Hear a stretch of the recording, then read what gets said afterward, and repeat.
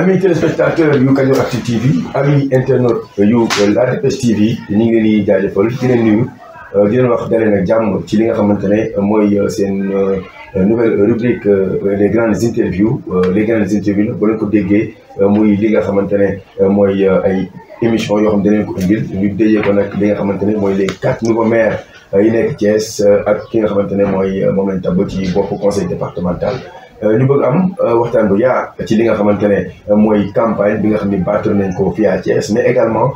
waxtaan nañ ñoom ci seen programme yi nga xamante ne moom lañ nama amal fii ci Thiès ngir li nga xamante ne moo jëm ci seeni politique pour askanu Thiès li nga xamante ne mooy émission bi nag dañ koy bokk ki nga xamante ne mooy sunu naataango Aliou Diakhaté Aliou asalaamaaleykum. waaleykum salaam Mohamed voilà ñu ngi nuyu téléspectateur de La Dépêche TV ak téléspectateur yu Kadioractu voilà di leen wax rek ni si seen émission les grandes interviews yi nga xamante ni si ñaari organes ñoo ko seq muy La Dépêche TV ak Kadioractu TV tey nag ñu ñëw fii nga xamante ni si mooy R100 seet si fii ki nga xamante ni si mooy maître Ousmane Diagne mi nga xamante ni si élection yi ñu génn moom la ñu tàpp fii si diwaanu Thiès Est. Voilà Aliou merci gis ngeen mesdames et messieurs Aliou campé na li nga xamante ne mooy les débats ni nga ko waxee ñi ngi dalal ki nga xamante ne mooy maître Ousmane Diagne moom nag ñëpp xam ko ci li nga xamante ne ci campagne mooy la coalition Yewwi Askan Wi mu daal di gagné li nga xamante ne mooy la commune Thiès Est moom nag lañ am nam seqal waxtaan wi maître asalaamaaleykum. aleykum salaam Mohamed aleykum salaam Aliou. maa ngi leen di nuyu seen techniciens yi ngeen àndal di nuyu ñëpp ñi nga xamante ni ñu ngi suivre à travers Kadioractu ak la Dépêche TV donc di ñaan rek lépp loo xamante ni waxtaane nañ ko fii mu nekk loo xamante ni dina jariñ askan wi di préciser nag apparemment vous êtes les premiers avec qui j'ai eu une interview après mon élection en tant que maire. Je crois que loolu aussi ça entrera dans les annales de l'histoire. Merci maître vraiment mu nekk précision de taille parce que loolu moo nekkoon objectif pour les grandes interviews c'est vous apporter li nga xamante ne mooy le meilleur des candidats waxtaan ak ñoom en aparté ñu toog à bâton rompu ñu waxtaan ak ñoom alors maître dañuy soobu ci waxtaan bi première question bi ñu bëgg a xam mooy soobu nga ci campagne 15 jours de campagne ñu noppalu benn bés xëy dem élection ci ngoon gi daanaka tendance yi feeñ ni yaa gagné mais est-ce que réellement résultat bu mel ni yaa ngi ko doon xaar. jërëjëf Mohamed je crois que résultat yi surprendre na peut-être yenn sénégalais yi wala yenn Thiessois yi même journalistes yi sax surprendre la na leen mais man je dois avouer que man les résultats ne m'ont pas surpris et su ngeen interrogé woon mon frère et ami le docteur Babacar Diop. Il vous dira que durant, je ne parle même pas de la campagne, mais durant toute la pré-campagne, je lui disais que dañuy gagner. Amoon nag boobu boo ko waxee dañuy gagner pour une ville comme Thiès nga xamante ni historiquement réew mi moo ko daan gagner le parti présidentiel bu ak waa Benno Bokk Yaakaar jël deuxième bu ñu ñoom ñaar bu ñu ñëwee ni dañoo boole seen doole moo tax ñu daan ree di wax naan ñoom ils sont à 80 à 90%. Donc même ñi nga xamante ni ci ñun lañ far muy la conférence des leaders les membres de la conférence des leaders ñëw nañ fi caravane mais même ñoom ils croyaient pas que nous pouvions gagner ñoom ils croyaient pas que nous pouvions gagner d'ailleurs peut-être loolu moo tax sax ñun Thiès au niveau de Thiès nous n'avons bénéficié de qu'un moyen personne ne nous a soutenu nous avons battu campagne avec les moyens de bord même la coalition au niveau national joxuñu ñu 1 franc. même su fekkee léegi dégg nañ ñi joxe nañ ci zone yi nga xam ne xalaatoon nañ ñi war nañ faa gagné mais Thiès bokku ci Thiès kenn joxuñu dërëm nous avons battu campagne avec les moyens de bord mais dans la solidarité parce que dañ doon mutualiser suñuy force suñu bëggee def déplacement pour seeti kii bu mag dañuy biram day ñëw ak ay ñooñam ku nekk indi sa oto docteur Mamadou Djité ñëw professeur Mboub ñëw docteur Babacar Diop ñëw ma jël sumay àndandoog sumay nit aussi ñi nga xamante ni ñoo ma def candidat ñu ànd ñun ñëpp def suñu caravane daal di dem donc ñun on y croyait dur comme fer qu'on pouvait le faire qu'on pouvait gagner et l'avenir nous a donné raison parce que nous avons gagné non seulement nous avons gagné mais nous avons gagné avec la manière waaw parce que fi ñu gagné la Thiès nga xamante ni nii ku ne bëggoon mës na ko nguur gi yàgg na fi def doole du temps du PDS le PDS a investi énormément d'argent pour gagner Thiès, il n'a pas gagné. Après, ils ont investi énormément d'argent pour gagner Thiès, ils n'ont pas gagné. Mais nous, des jeunes Thiessois, de Thiès, Dudo Thiès, Yaro Thiès, investis sur des listes de Yeo Askan, nous avons pu le faire, nous avons gagné. Et là, on y croyait. Ce n'est pas une surprise pour nous. Nous allons nous surprendre, mais nous sommes sur le terrain, nous sommes sur le terrain, nous sommes nous savions que nous allions gagner. C'est une surprise pour nous. Maître, wax nga ko sax parce que yaa ngi wax li voilà si élection yi voilà doon ngeen dem di seeti nit ñi si élection yi dañu seetlu que ni seen coalition bi nga xamante ni si mooy Yewwi Askan Wi dafa préféré def ay visite de proximité def ay contact direct avec les populations. Voilà bu ñu xoolee yeneen coalition dañu ràññee que ñoom dañuy def ay caravane voilà yooyu nag yéen nag da ngeen a préféré def li nga xamante ni si mooy contact direct avec les populations léegi ñun li ñu bëggoon a xam mooy yéen lu tax ngeen jàpp ne loolu moo nekkoon voilà meilleure solution bi nga xamante ni si jàpp ngeen bu ñu ko defee dina am ay résultats yoo xamante ni si mooy comme résultats yi ngeen am tey jii. Merci Aliou, mais xam nga les gens se sont trompés en réalité d'élection. Élection locale lañ nekk. Élection locale. C'est-à-dire que élection locale, nous allons désigner des conseillers municipaux, désigner le maire. C'est-à-dire que vous faites que vous avez fait, vous avez demandé si vous avez fait, vous avez fait vous avez une carte électeur, vous avez jour élection pour nous faire, mais vous fallu. Nous avons compris très tôt que historiquement, ni nous avons des politique basée sur le khalis, nous gagnons. Thiès boo fi politique nga jël ko basé ko ci xaalis rek séddale ay nit xaalis doo gagné parce que ñun cette philosophie là la ñu am te njort googu la ñu am dañu mës a jàpp ni pour dem ci ay nit rek kaay votel ma liggéeyal la jarul joxe xaalis donc ñu doon wër di joxe xaalis ñëpp c'est en réalité élection bi passé na mais Thiès waay dinañ defal seen bopp jàngat bi c'est-à-dire que élection bi yu bëri def ci laxasu woon objectif yi bokkul woon ñun l'objectif a toujours été que nous sommes issus de quartiers populaires et quartiers yu metti ay Bayal Khoudia Badiane ay Ersan ay Cité Lamy Darou Salam c'est-à-dire que tu peux pas habiter ces quartiers là nga juddu tu n'es pas né avec une cuillère en argent say waajur amuñu woon alal yàlla dimbali la nga góorgóorlu ba am xaalis soo demee ba nga jàpp ni yow nga am xaalis ba pare jàpp ni yow da nga am xaalis nag soo koy investiraat c'est-à-dire que war nga koo xool avec la manière quoi mais l'arrogance, l'exhibition avec laquelle certains candidats, moom lañ doon battre campagne, je crois que ça a même fini par exaspérer certains Thiessois. Nous avons préféré parce que nous dañu jàpp ni mënoo dëkk ci quartier yu métti yi di jël yenn xaalis yi même bu fekkoon amuñu ko sax mais même buñ ko amoon duñ ko defee noonu. Moi si j'avais 20 millions, je ne les investirais pas dans un concert quand même. Si j'avais 20 millions, 20 millions peut réaliser beaucoup de choses. Il y a des coalitions qui ont dépensé plus d'1 milliard.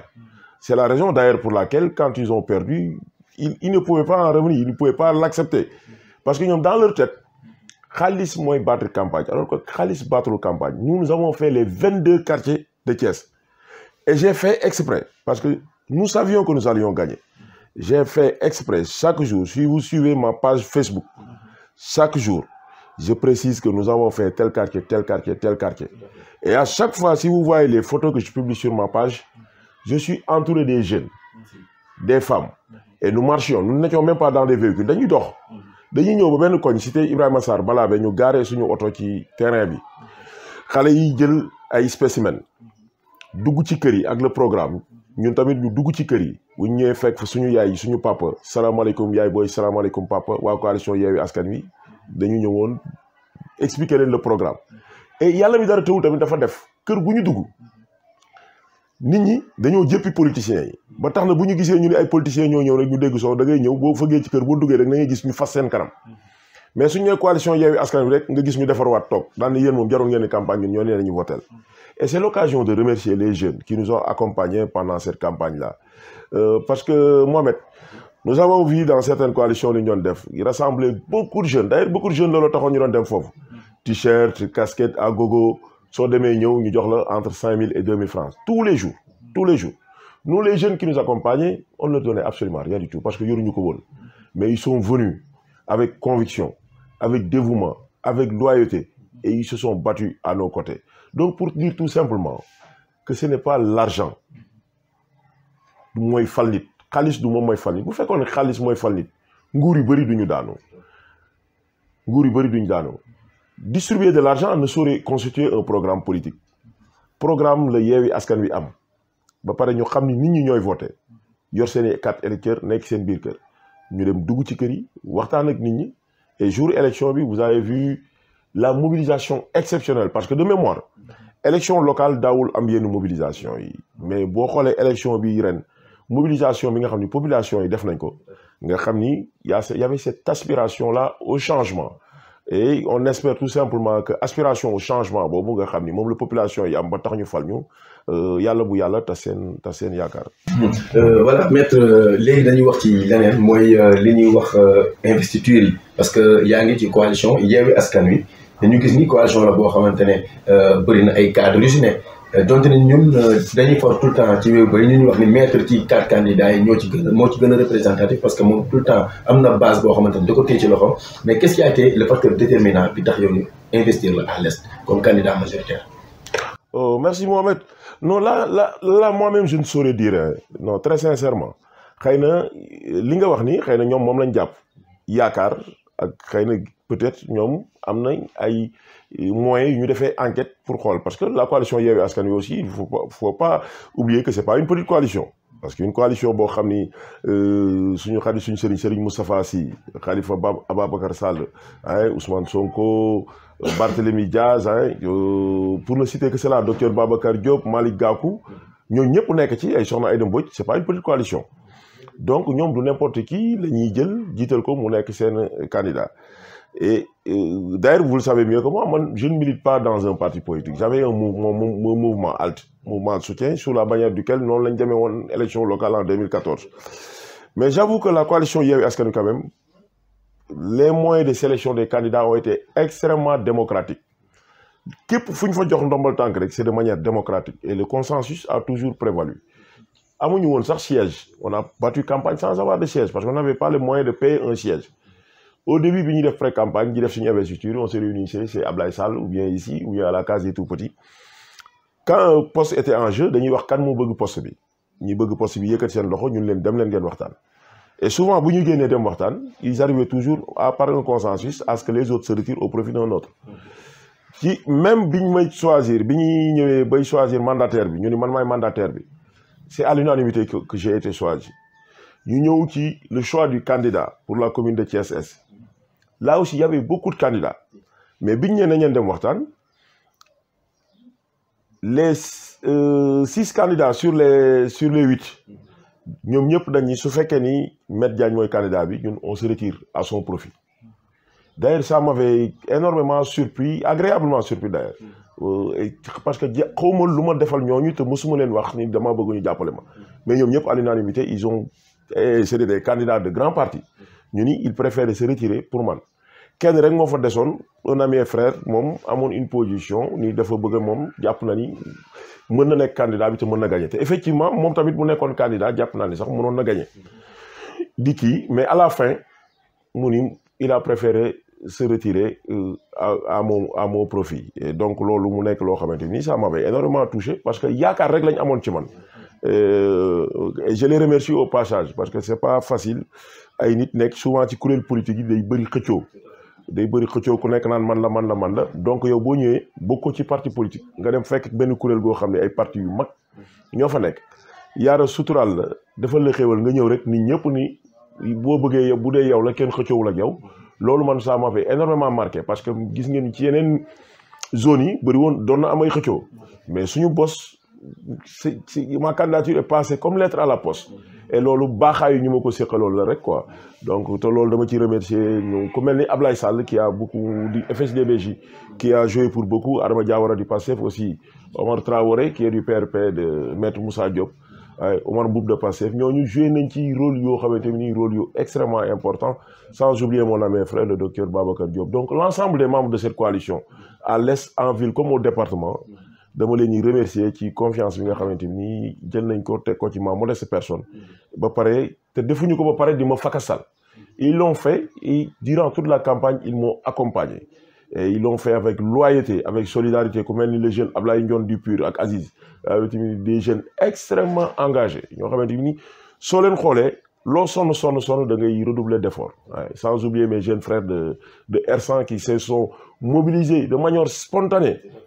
autour de ma personne. nga xamante ni lu ne dégg nañu ko xam nga mu coow yu bëri am ci ñu jàpp fi ñu jàpp rek xam nga jàpp ci te defuñu ko parce que dama leen defal dara mais dañ ko def parce que dañuy grand bi doomu R100 la te dañ ko war a soutenir et ils m'ont soutenu jusqu'au bout je les remercie de passage. mu mel ni maître si doomu R100 boobu nga wax sax si la ñuy ñëw parce que bu ñu xoolee fii nii si coalition yi nga xamante ni si ñoom ñoo fi nekkoon seen i adversaire ay doomu R100 comme yow ni nga nekkee doomu R100 choisir na leen si yeneen liste yoo xamante ni si bokkul ak liste yi ak la coalition Yewwi Askan Wi fii nii R100 ñu remarqué ni fi la coalition Yewwi Askan Wi daf fi gagné bu baax a baax yeneen liste yi léegi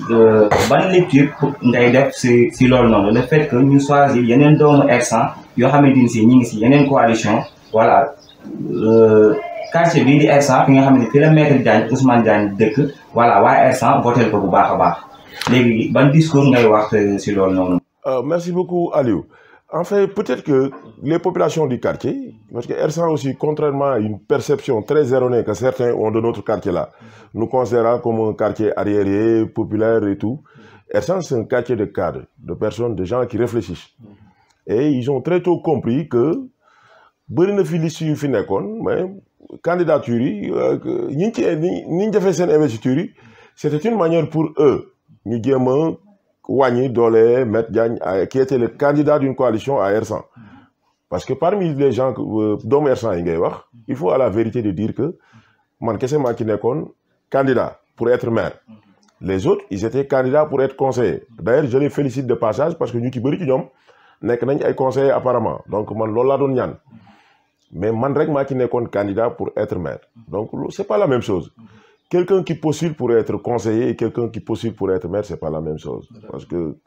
le pouvoir du maire, ce n'est pas le pouvoir du conseiller. Et d'ailleurs, vous aurez remarqué que c'est pour la première fois dans l'histoire politique qu'un fils de R100 a été élu maire. Et pour la première fois, dans un scrutin au suffrage universel. Nous, les 4 candidats de Yewwi Askan Wi qui sont devenus maires sont les premiers candidats maires, les premiers maires à être élus au suffrage universel direct. Et ce sont aussi les plus jeunes maires de l'histoire politique de Thiès. Les plus jeunes maires, que ce soit le docteur Babacar Diop, docteur Djité, docteur Birame Souleye Diop, les plus jeunes maires de l'histoire politique de Thiès. Donc, lolu yakar la. Te lolu wa R100 comportement bi ñam. Yalla mi ma tim xam na ni man ça m'a surpris parce que man japp na ni fuma dem dañ may gëreum ak di sante yama defal li yama defal lé. Mais ligne de FIEP, c'est parce que nous avons c'était notre devoir de le faire. Parce que nous sommes nés, nous avons grandi dans ce quartier-là. C'est un quartier qui manque de tout, mais un quartier le bo xamanteni ay gor ñoo fi dëkk, ay nit yu baax ñoo fi dëkk. Parce que moi j'ai l'habitude de dire que R100 c'est un gros village. Nos parents se connaissaient, nos mères se connaissaient, dañ doon demalante. Nous sommes nés ensemble, nous avons grandi ensemble.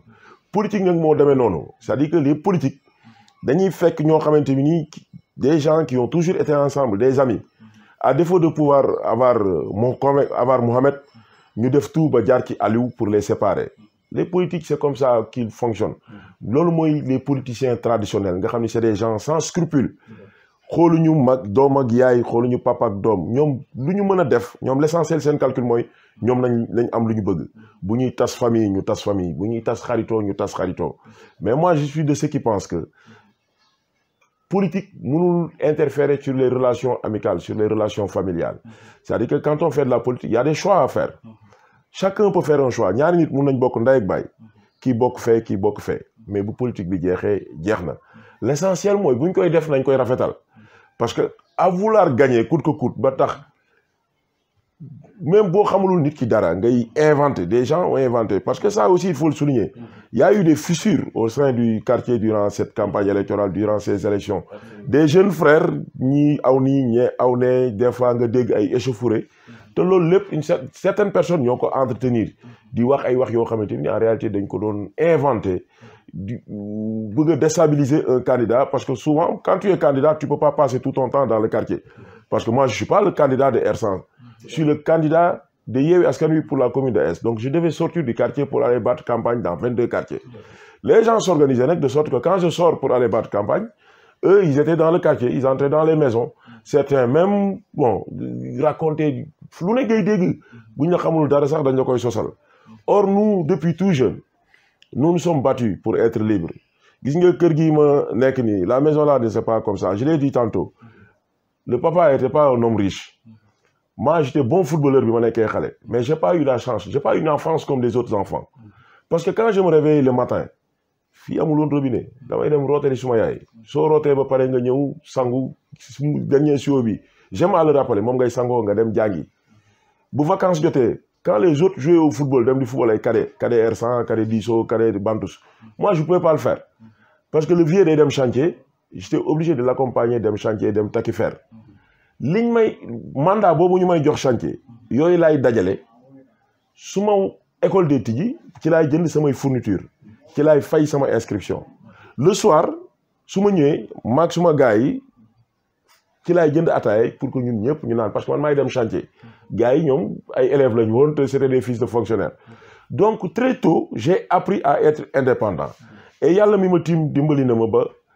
pour nga gis nit koo xamante ne nii mun na taxaw mu ni kat maître jànkat bi mu nekkee xale maa ko defaloon lii maa ko defaloon le bon du ma ni amul de parce que ku nekk tamit dimbali nañ la mais jàpp naa ni bariwul parce que très tôt j'ai su prendre mon indépendance parce que xëy na boobu yàlla lu mel nii la ma doon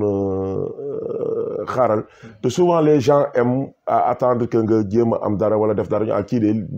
léegi parce que pendant cette élection là quand même lu nekk façon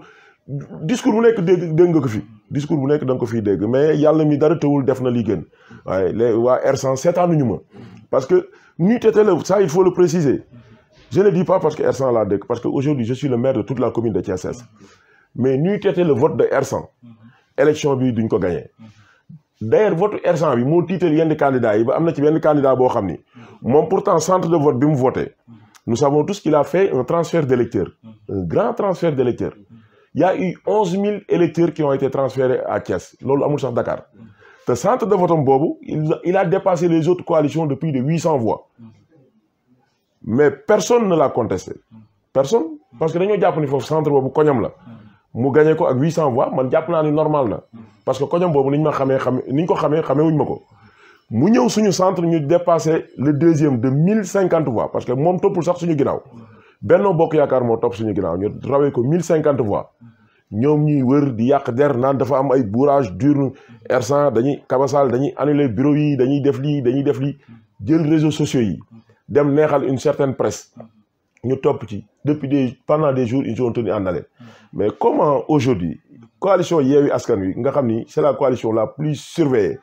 par l'État parce que on la considère comme l'opposition la plus radicale nan la mun a sàccee ay élection wala mu bourrer des urnes dans un centre de vote dans un bureau de vote où il y a 15 listes 15 représentants de liste 15 représentants de liste yu toog nii ku nekk di xool isoloir bi nekk na le waa SEDA toog nii le président du bureau de vote toog nii waa Yewwi Askan Wi Ousmane Diagne ñan la mën a bourrer ay urnes et le fait sur 16 bureaux de vote 16 bureaux de vote à peu près c'était le même score parce que dans les bureaux de vote quand Yewwi avait 120 130 le deuxième avait 43 52 booy bourré kay xëy na mën bourré mën ngaa sàcc ci benn bureau mais 16 bureaux c'est parce que dañoo doon nelaw ils avaient quoi compris que waa R100 ñoo jug mobiliser wu autour de leur fils autour de leur neveu autour de leur frère et loolu may wax ni waa R100 li ñu def noonu duma ko fàtte mukk xëy na mës na ci am ñu ma defal dara de mais dama leen di ñaan rek ñu ñaanal ma ba yàlla mi dara tëwul bañ ñoo dévier de notre chemin parce que yéene ak gi ñu am ci R100 yéene gi ñu am ci Thiès Est bi ba yàlla dimbali ñu ba yéene googu ñu mën ko mottali ci jàmm ak salaam. li nga wax léegi di koy firndeel mooy à 23h le jour du scrutin defe naa ne buntu kër gi personne na dell ba nit mënu fee dugg. Absolument. Pour montrer le soutien bi nga xam ne les R103 amoon nañ ko à ton égard. Mais dañuy wax ci quartier Thiès ci kii Thiès Est la circonscription mu nekk 22 quartiers. Donc quasiment la moitié des bureaux de vote des centres de vote donc ko gagné. yeneen yi nga nekk en ballottage favorable soit da ngay ñëw deuxième ou rare mooy yenn centre yi nga ñëw sax troisième. Pourquoi une telle confiance selon toi des Thiessois yi nga xam ñoo nekk ci commune Est. Non en fait c'est juste que les Thiessois comme ñun parce que li ñu motivé mooy nous sommes des enfants de quartier populaire. Nous ne pouvions plus continuer à croiser les bras bàyyi des politiciens professionnels wala ñoo xam ne bu leen Thiès voté lee ñoom il voulait gagner parce que am na leneen lu ñu doon jéem a yóotu ñu ngi doon waxaale leneen parce que listes yi Thiessois yi ont compris que ces listes là c'était des listes du pouvoir que ça soit ki jël deuxième ak ki jël troisième yëpp c'était des listes financées par le pouvoir central dañoo bëggoon bu kay gagnewul kii gagné mais Thiessois ils ont compris leur jeu les Thiessois n'ont pas été dupes et ils ont fait le choix de la coalition Yewwi Askan Wi bu nga xam ne daf leen ñëw indil leen un programme réaliste et réalisable avec des candidats jeunes yoo xamante ni aussi qui ont un parcours les autres candidats bëri na fi ay candidats du ma ni mus Thiès xamuñu leen musuñu fi def dara de mais kañ ngeen xam les candidats de Yewwi Askan Wi c'est des gens yoo xam depuis le bas âge bu ñu nekkee xale élèves ñu ngi xeex pour élèves yi ñu dem nekk étudiants yi xeex pour étudiants yi fu ñu ne mës a nekk dañ doon xeex pour seen communauté ils ont pas attendu comme certains rek nga am sa liggéey yàlla dimbali nga am xaalis rek que tu penses qu'avec de l'argent tu peux tout faire nous on n'a pas été dans cet esprit-là c'est vrai que ñu ngi sant yàlla mais on a voulu rendre la monnaie aux Thiessois ñëw engagé wu à leur côté parce qu'on savait que c'était possible de le faire élection yi rek nit ñi dañ ko daan perte Thiès bu Thiessois yi dañu déclaré woon jàpp ne ñi fi nekk kenn mënu leen fay jëlee mais nous avons compris que c'était possible de le faire et nous sommes allés vers les populations et les populations aussi ont adhéré au projet boo xoolee résultats yi ñu am Darou Salam nga xool résultats yi ñu am Modou Kane au PDF les 3 bureaux nous l'avons gagné c'est dans Modou Kane en tant que Modou Kane que y a eu un ballottage nga dem même Lamane Ngom ak Faye y a eu un ballottage Alelo pour la première fois parce que Alelo en son temps Rewmi moo daan gagné Benno jël deuxième mais Benno Rewmi ànd Yewwi ñëw yóbbu leen en ballottage à Sampaate Yewwi a raflé la mise R102 nga xam ni Benno moo ko doon gagné parce que le frère Mamadou ñu ngi foofu la daan nekk di kii Yewwi a raflé la mise aux Parcelles Assainies unité 1 unité 2 tous les centres de vote Yewwi les a raflés boo demee au nord à Madina Fall il y a même pas eu de contestation donc il y avait une adhésion massive des Thiessois autour de la coalition Yewwi Askan Wi autour de la philosophie Yewwi Askan Wi parce que la philosophie Yewwi Askan Wi c'est quoi c'est faire de sorte que li ñëpp bokk le bien public ñëpp mën ci gis seen bopp c'est-à-dire que il faut qu'on ñu dépasser eeru dimbali ay nit ay politiciens yu naan dañuy dimbali ay nit te li ñu leen jox dimbali wuñ leen seen alal la mais bu ñu fexee ba école bi baax benn parent dootul dem di ñaan ay xaalis pour inscription dootoo ñaan pour jënd fourniture suñu fexee ba santé bi di dox mu am mutuelle de santé yu fonctionnel est-ce qu'on aura besoin di jël ay ordonnances yi dem di ñaan ay politiciens pour jënd ay ordonnances c'est cette forme d'humiliation de chantage exercé sur les populations boobu la ñu bëgg mu jeex ñu fexe ba ñëpp ku ci nekk li nga xam ni mooy sa kii nga mën koo jot loolu mooy la philosophie de Yewwi Askan Wi et c'est ce qu'on a expliqué aux populations et les populations ont massivement adhéré à ce projet à cette philosophie là. waaw maître bu ñu la déggee ngay wax dafay mel ni def nga tour commune Thiès Est bu ñu la déggee sax dañ naan maître Ousmane Diagne dafa def tour Thiès bu baax a baax fi nga xamante ni si nag mooy sa commune bi nga xamante ni si yow la ñu tabb maire voilà bi nga defee voilà doxantu si différents quartiers yi nga xamante ni si ñoo nekk Thiès Est am na ay urgence yoo xamante ni si ñoom ñoo leen di xaar léegi urgence yooyu noonu comme maître Diagne bu dee yan urgence la jàpp moo nekk ay urgence yoo xamante ni si une fois mu jël fonction rek day jublu si liggéey boobu noonu. Non, la première chose qu'on fera, Aliou, c'est-à-dire qu'on s'attaquera au cadre de vie. Parce que dama koy wax sama gars yi di leen taquiner ma leen nuyu de passage docteur Djité docteur Babacar Diop Birame Souleye ak doyen Mboup man leen may toon Djité bu le maire de Ouest ni ko Djité yow quartier Richard yi nga nekk Birame Souleye naan ma non man maa la gën a pauvre ay quartier man ko non Thiès Est li fa amul fenn d'ailleurs les élections l'ont démontré ñun nous sommes à plus de 7000 voix ñoom Thiès Nord 5000 et quelques Thiès Ouest 4000 donc Thiès Est c'est la commune la plus populaire de Thiès lépp ay urgence la fii à Thiès Est la santé l'éducation le cadre de vie l'environnement le sport lépp ay urgence la mais parmi ces urgences dafay am ay priorités et parmi ces priorités le cadre de vie c'est-à-dire que xar kanamu Thiès Est bi nu mu nekkee banlieue actuellement loolu on va devoir s'y atteler le plus rapidement possible. L'assainissement dans des zones comme Kër Ablaye Yakhine à Darou Salam, l'éclairage public à Silma, surtout les cimetières de Silma, loolu c'est une extrême urgence à Silma et à Kër Dago. Mais leneen loo xamante ni ce sera l'activité phare de notre mandat, mooy l'immatriculation et le lotissement de certains quartiers. C'est-à-dire que Thiès dafa bëri kër yoo xam ni kenn immatriculé wu leen amuñu këyitu kër. Et l'expérience que j'ai eue quand j'étais au tribunal d'instance de Thiès dans les affaires successorales a montré que des fois borom kër di nga gis borom kër bu génn àdduna doom yi def miraas kenn jënd ko ba ko def ci turam mais du ko man parce que kër gi amul këyit. Des fois nga leen indil këyitu kër gi ñu indi la benn genre acte de vente bu ñu def de sous-signé chef de quartier de tel signature ki signature ko loolu du acte de vente. Loolu du acte de vente, c'est pas un acte de vente. Kër day am kayit mu nekk un acte administratif. Acte administratif, attestation des impôts du receveur des impôts, un bail, un titre foncier. Yooyu le permis d'occuper, yooyu am na ay kër. Maintenant, on va s'atteler à ça. Parce que je crois qu'am na une expérience qu'on avait fait, on avait formé des jeunes qui loolu bañ am ci ay attestation, ça permet non seulement de créer de l'emploi, ces jeunes-là, mais aussi permettre aux familles-là ñu am seen kayitu kër et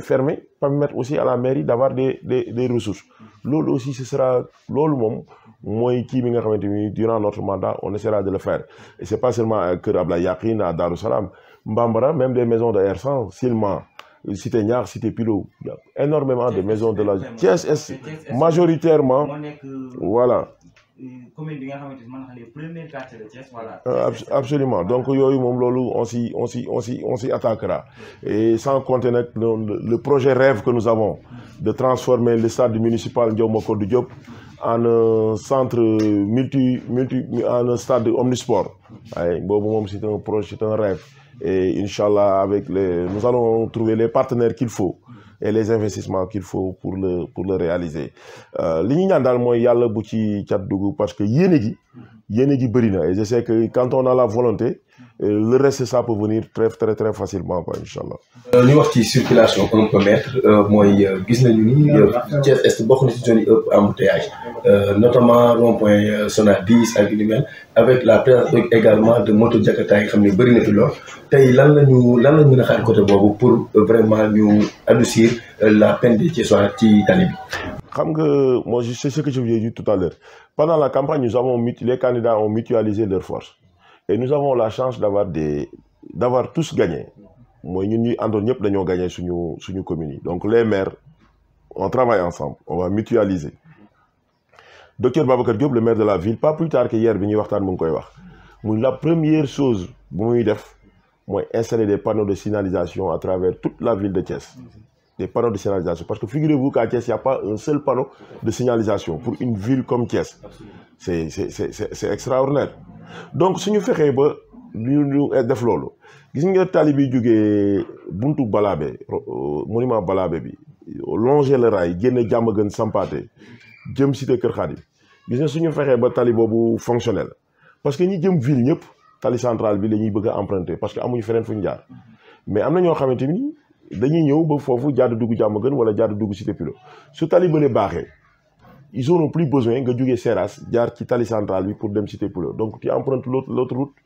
am na ñoo xam ni ils veulent aller vers le sud le stade Lat Dior pour jëli autoroute à péage bi bu ñu fexee ba tali bi jógee Seras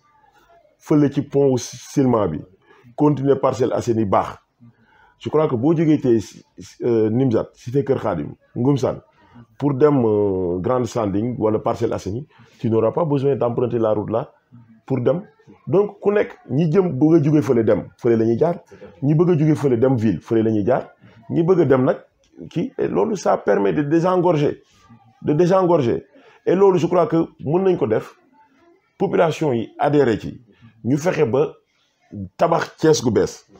Thiès goo xamante ni nii nit bu yëgatee ci Jakarta yor kaasu café Touba bu ko naanee ba pare comme on le voit souvent nga jiitleeg Jakarta nga gis nit ki yor café Touba naan ko pare sànni ko ci mbedd bi loolu dinañ ci liggéey ba nit du réflexe lay nekk ci nit ñi kenn dootu ko defati parce qu'on essaiera d'installer ay poubelles un peu partout dans toutes les artères de Thiès pour que nit ñi di am ce réflexe là ku ci yor mouchoir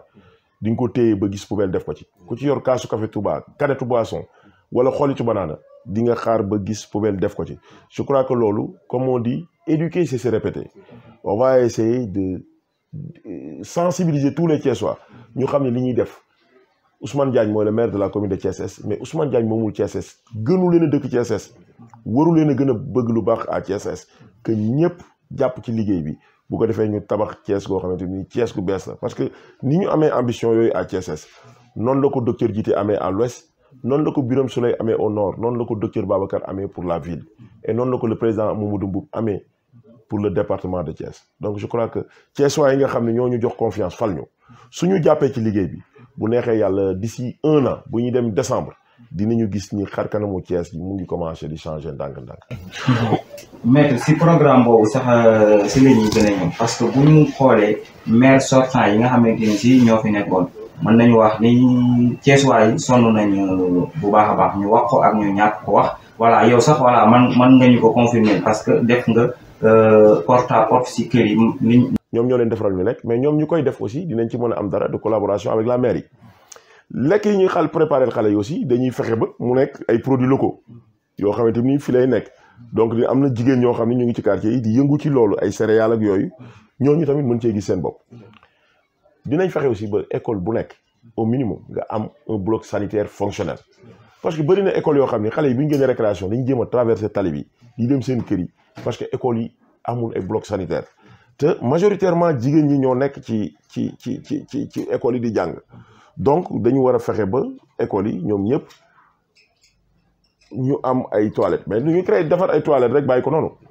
parce que boo ko defee 2 jours 3 jours après nga ñëwaatee fekk mu yàqu on va organiser les dames aussi pour que mu am au moins 2 personnes pour chaque bloc pour que au moins bu xale yi génnee 2 heures de temps bu nekk ñu sotti ndox nettoyer affaire yooyu jàppal bàyyi donc loolu si GIE là aussi ça va lui permettre moom it mu mën a am dara donc non seulement on va dañuy permettre ñu liggéey mais ñu mën a créer wale de l'emploi. Les manques de table-bancs et criards dans des établissements. D'ailleurs, nous avons vu récemment une vidéo qui a fait le tour du Sénégal, du monde, avec l'enseignante là qui avait filmé ses élèves assises à même le sol. Donc, il va falloir renforcer les établissements scolaires en table-banc et surtout veiller à les moderniser. S'il faut construire en hauteur,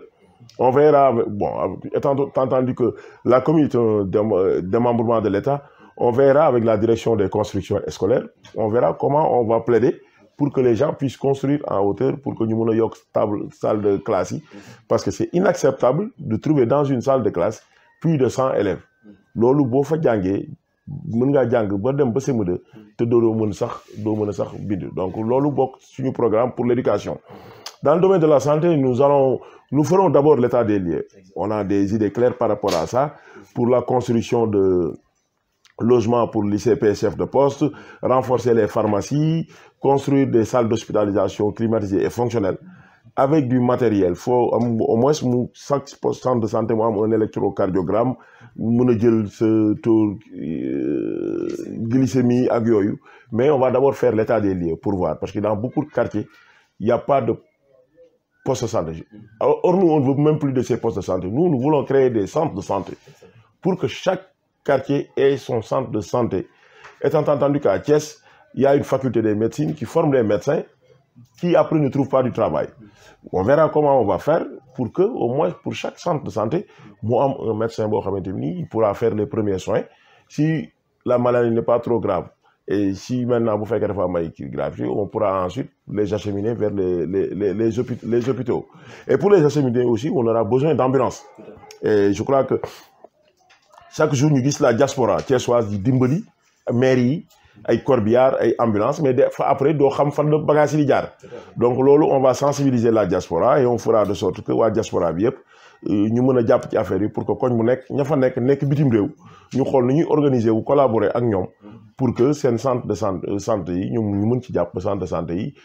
di mëna fonctionner. Voilà les deux grands secteurs yi nga xamanteni l'éducation et la santé ñom ñoy nek les secteurs prioritaires au cours de ce mandat-là. Maintenant, on n'oubliera pas le sport, on n'oubliera pas le cadre de vie, parce que le cadre de vie, on a des idées claires et nettes. Et Inch'Allah, dès après notre prise de fonction, on va s'y attaquer. Et Koudiar Thiès, di nga gis ne à Thiès les choses commencent à bouger parce qu'il le faut nécessairement. maître dañuy wax ci benn situation boo xam ni dund nañ ko Thiès mooy yéen ci opposition bi ngeen bokk.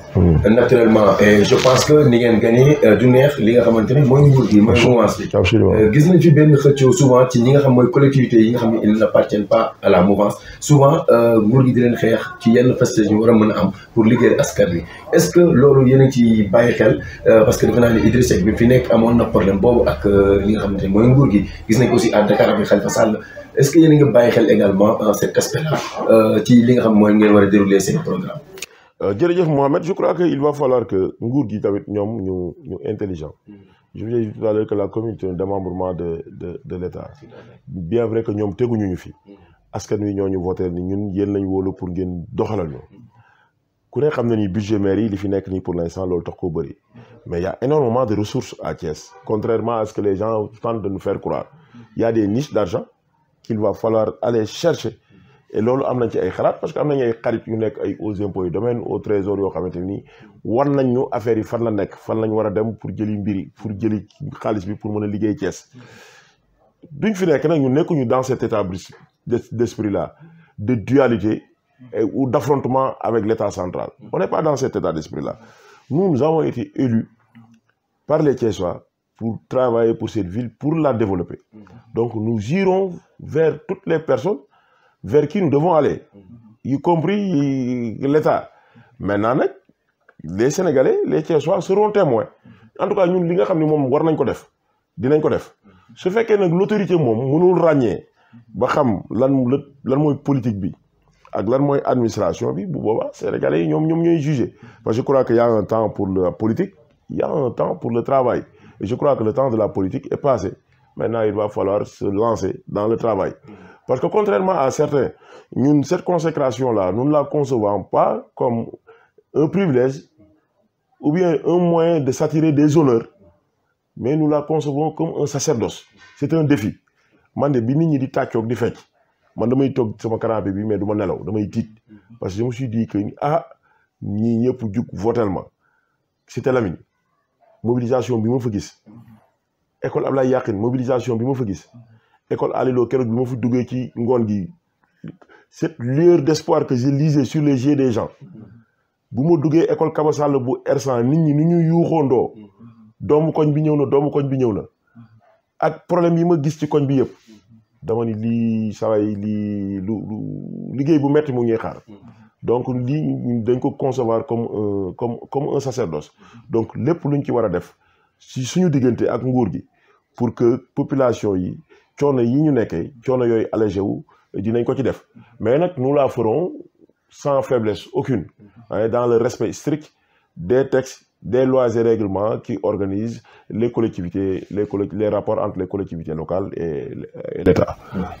waaw maître mu mel ni sax si problème yooyu noonu nga souligné dafa am fii nii di R100 muy le CEM de R100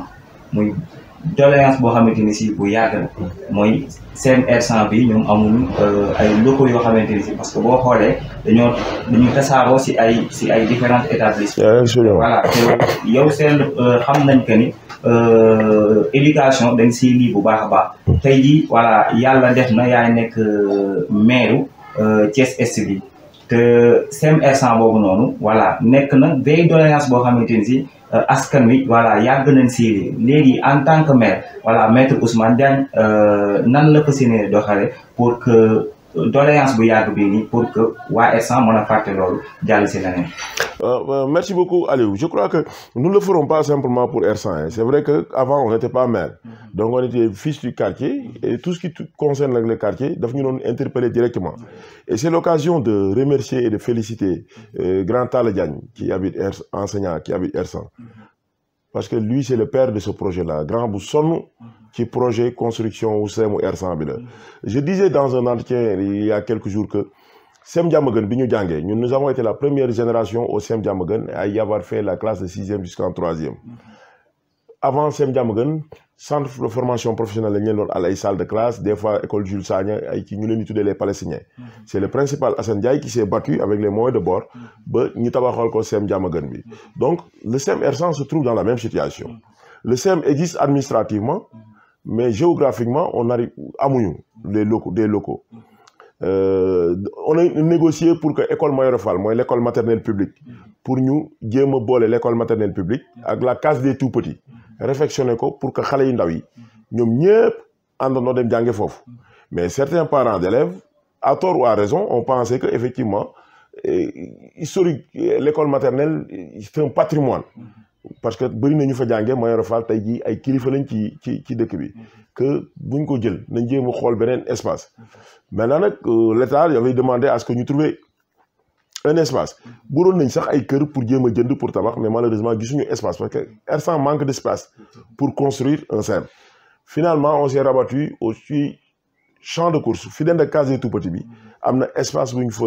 identifié boo xam ne mën nañ fa construire le CEM en hauteur maintenant nag les techniciens du ministère se sont déplacés pour venir voir. Le budget est disponible. Mais c'est le sous-préfet de Thiès Sud qui a dit que fofu, course bi, le champ de course, espace bi, ministère des Sports le dépendre. Que nous délivrer autorisation de construire sans que le ministre l'y autorise. Donc, Fimtoni, la construction du CEM, le démarrage des travaux de construction du CEM de R100 est suspendu à la signature du ministre des Sports. Ministre des Sports, qu'est-ce que moi qui reste, moi, le ministre des Sports, nous, lundi, signé, préfet sud, signé autorisation de construire, travaux y commencé, nous tabaxé au R100. Donc, nos amis de l'autre camp de Benno Bokk Yakaar, dès que tu connais, ils avaient dit qu'ils avaient saisi leur ministre, le ministre en son temps, pour lui dire d'intervenir auprès du ministre des Sports pour que nous puissions autoriser la construction du CEM. Depuis lors, ça doit faire 1-2 mois. Xam naa ni ñàkkul ni ñoom tamit comme ay politique lañ dañoo nekkoon ci campagne beeg yooyu et la Coupe d'Afrique aussi n'a pas facilité la chose parce que le ministre des Sports day dem campagne Coupe d'Afrique mais jàpp nañu su ñëwaatee surtout que tey position yi dafa changer en tant que maire nous l'interpellerons s'il faut se déplacer pour aller le voir nous déplacerons pour aller le voir bien que nag la construction et la gestion des CEM relèvent du conseil départemental mais ñun en tant que fils de ces quartiers là dinañ ci def ay intervention pour que loolu mën a yemb et duñ ko yemale rek R100 duñ ko yemale rek R100 quartier yëpp yi nga xamante ni nii amuñu CEM wala amuñu deuxième école primaire wala amuñu poste de santé foofu yooyu yëpp dinañ fexe ba xale yi duñu génnati seen quartier yi parce que su quartier bi amul dara rek dañuy koy jéggaani su jéggaani amee transport bi day posé wu mais si tout se trouve dans le quartier bu nekk yor sa CEM yor sa école primaire 1 ak 2 hein yor un centre de santé fonctionnel je crois que loolu ce sera un bon début en attendant nag ñuy gën a creuser di poser d'autres jalons pour atteindre l'émergence. Voilà maître dañu gis ni y a beaucoup de maires yi nga xamante ne daanu nañ tey joxoon nañ leen baaraamu tuuma ci gestion boobu ñuy wax gestion clanique maanaam jël seen i ak yu ni mel wala di def gestion te fàtte yeneen gox yeeg goxaat yi tey yow yaa nekk maire de 22 quartiers ndax mën nga ñu dox benn garantie que donte dégg nañ ko léegi say wax ni que si sa gestion incha allah tous les 22 quartiers de Thiès Est nañ ci bénéficier wu. jërëjëf Mohamed je crois que gis nga man dama bokk ci coalition boo xamante ni man loolu su ma ko bëggoon a def sax waa coalition bi duñ ma ci bàyyi coalition Yewwi Askan Wi je crois que ñun maires yi les maires élus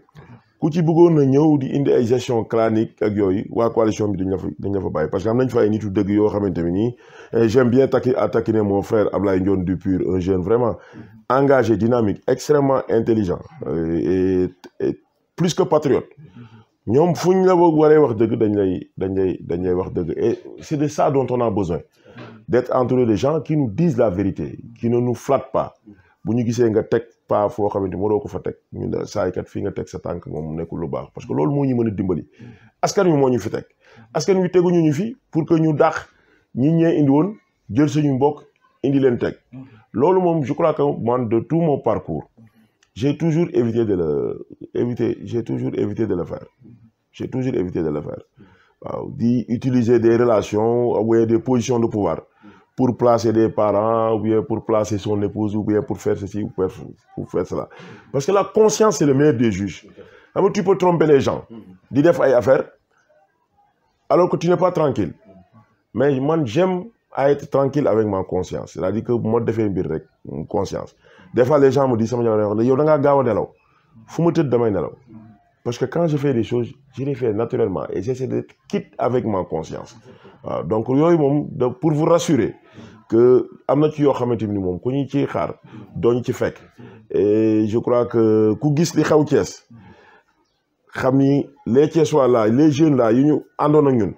ñun bu ñu ñëwee def comme ñi fi nekkoon def ñu def ñun comme ni ñu def ñu fi nekkoon rek et je crois que 5 ans yàggul donc ku ci nekk ci ñun ku bëgg a ñëwaat fii dans 5 ans di défendre un bilan je crois que un bilan pour pouvoir défendre un bilan il faut faire quelque chose mais boo deful dara ay waxi kese dañ naan legati kese naxuli bëy ku ci liggéeyul boo ñëwaatee à l'heure du bilan tu feras face aux Thiessois donc de ce point de vue là je puis rassurer les Thiessois que loolu moom du nekk loo xam ne ni ñu ko def d'ailleurs démb bi ma tëddee la première idée que j'ai eue pour la commune de Thiès Est je crois que on va mettre là-bas une boîte à idées boo xamante ni ça nous permettra Thiessois bu nekk je ne parle même pas des conseillers des membres de la coalition mais les autres Thiessois ku ci am sa xalaat bu bindi lettre ñëw ci boîte à idées ba dugal ko fa boo ko defee le maire bu dina koy mën di jàmbar di xam nit ñi lan la ñuy wax parce que ki ñaan le plus petit citoyen il doit avoir son mot à dire parce que nit ñëpp mën nañoo jaar ne fekk na kee am na leneen moom lu mu gis et tous les points de vue sont importants je crois donc de ce point de vue là soyez rassurés. Mesdames et messieurs mu nekkoon maître Ousmane Diagne le nouveau maire de la commune Thiès Est mu ñu amoon ko nag ci li nga xamante ne mooy seen émission des grandes interviews comme ni leen ko waxee muy sa première sortie depuis que résultats yi génn ñu fal ko li nga xamante ne mooy maire de la commune de Thiès Est maître Diagne kon li nga xamante ne mooy sunu entretien jeex na lan mooy kàddu yi. jërëjëf Mohamed jërëjëf Aliou maa ngi leen di gërëm bu baax di nuyu ñi seetaan ci la DPS TV ak Kajooractu di wax rek ni les élections sont derrière nous waaye ñun dañu Thiessois yi ñoo ñu wóolu fal ñu donc bëri na ñu doon concourir d'ailleurs beaucoup de candidats nous ont appelés au téléphone pour nous féliciter je viens avant l'émission j'ai raccroché avec le grand frère Abdou Mbow hier le frère Maodo Malick Mbaye m'a appelé pour me féliciter Pape Mamoudou Gningue notre grand frère aussi de R100 qui fait la fierté de tout le quartier ay ñoom Ablaye Fall ñoom ñëpp ñi nga xamante ni dañu nekkoon ci yeneen camp yi ils nous ont appelés pour nous féliciter loolu dafay wane rek ni au-delà de la politique nous sommes des frères te gagner woon ou ñàkk gagner parce que je ne m'étais pas engagé pour uniquement gagner je savais que j'allais gagner mais même su ma gagné wul woon R100 laay fi laa dëkk te kenn mënuñu fi génnee donc bu ñu xëyee fii la ñuy xëyee dem donc ñuy wax ni rek élection yi passé na que y a eu des camps qui se sont dégagés mais loolu c'était dans le cadre de la politique maintenant la phase des élections terminée on ira vers tout le monde que nit ñi ñëpp bokk ndey bokk bàyyi dellu mel ni ñu meloon ñu xam ni lii politique la woon rek mais la politique jeex na politique moom c'est des choix à faire ku nekk da ngay def choix mais bu choix bi passé ñu xam ni maintenant nag on a une commune à gérer on a un maire à accompagner le maire aussi a des gens sur lesquels il doit s'appuyer njaboote ñëpp boole ñëpp sans distinction bañ fi nekk naan kee moo ma voté loon kee voté lu ma nous ne sommes pas dans cette dynamique là nous allons tendre la main à tout le monde nous sommes ouverts à toutes les idées ñëpp ñi nga xam ni ay conseillers ñu nekk ci maire bi et on va le commencer par ce quartier-ci parce qu'il y a eu beaucoup de fissures pendant la campagne dans mon quartier ay clans se sont dégagés et nous allons essayer de recoudre toutes ces fissures là aller vers tout le monde tendre la main à tout le monde ñu xam ni au-delà de la politique nous sommes des frères nous sommes des parents et la famille est plus important la famille moi je suis quelqu'un qui tient foncièrement à la famille nit mënul am ci àddunaam lu ëpp famille am la politique yooyu yëpp dafay jeex nit mënul am ci àddunaam lu ëpp ay xaritam la politique yi yëpp dafay jeex donc c'était le message que je voulais lancer et encore une fois di remercier les Thiessois et les Thiessoises qui nous ont fait confiance et particulièrement les membres de la coalition Yewwi Askan Wi et ma nouvelle famille parce que j'ai appris à y connaître des personnes des dames de valeur des femmes de valeur et des doyens de valeur may ñaan yàlla ni yaakaar gi ñu am ba taxawal coalition boobu ñu jëm ko gën a consolider parce que les Thiessois nous attendent au tournant que lépp loo xam ni mën na fragiliser suñ coalition bi ñu éviter koy def ñu gën ko renforcer dans l'intérêt exclusif des Thiessois dans l'intérêt exclusif des Sénégalais jërë ngeen jëf. Merci mu nekk un message vraiment très responsable du maire Ousmane Diagne Aliou Diakhaté ça a été vraiment un plaisir ñu ko animer li nga xamante ne mooy les grandes interviews la mooy kàddu bu jigéen comme l'émission tire à sa fin. waaw Mohamed dañuy commencer rek par remercier notre nouveau maire maître Ousmane Diagne di ko ñaanal li nga xamante ni si confiance bi nga xamante ni si moom la Thiessois yi am ba teg ko si loxoom confiance boobu noonu voilà mu def loo xamante ni si voilà dina tax Thiessois yi nga xamante ni si fal nañ ko voilà ñu am si une satisfaction totale parce que tamit aussi réussite am moo nekk réussite ñun ñëpp voilà dina ñaanal rek maître voilà yàlla na la yàlla jàppale si yéen bi nga xamante ni si voilà mi ngi sa loxo voilà di remercier tamit aussi suñu téléspectateur la DPS TV ak Kajoor Actu di leen wax ni nii la voilà grande interview comme niñ ko defee ak maître Ousmane Diagne mi nga xamante ni si moo féete fii si commune est bi noonu lañ ko fas yéenee defee tamit aussi ak yeneen maire yi nga xamante ni si tànn nañ leen tamit si yeneen zones yi. Merci Aliou amis téléspectateurs yu Kajoor Actu TV amis téléspectateurs yu la DPS TV loolu la ñuy indiloon tey ñuy jaajëfal maître Ousmane Diagne pour li nga xamante ne mooy conférence bi mu def si ñaari organes yi accordé nous sa première sortie di ko ñaanal également yéen bi oyof di associé wu ci ñaar yi nga xam ne Aliou def na ko mais également di ko ñaanal suñu borom ubbi xelam ba li nga xamante ne mooy mission bi mu assigné wu suñu borom defal ko succès bu rëy mais également ñu leen di jaajëfal ci topp bi ak déglu bi di leen wax ni rek jeexagul dina leen toppal docteur Babacar Diop docteur moomu bi jiite mais également Birame Souleye Diop ci li nga xam mooy grande interview mais également seeti li nga xamante ne mooy conseil départemental pour indil leen li nga xamante ne mooy seen i programme ak lan ngeen mën a xaar ci li nga xam mooy seen i politique ñi ngeen di jaajëfal bu baax a baax di leen ñaanal kenn leen jàmm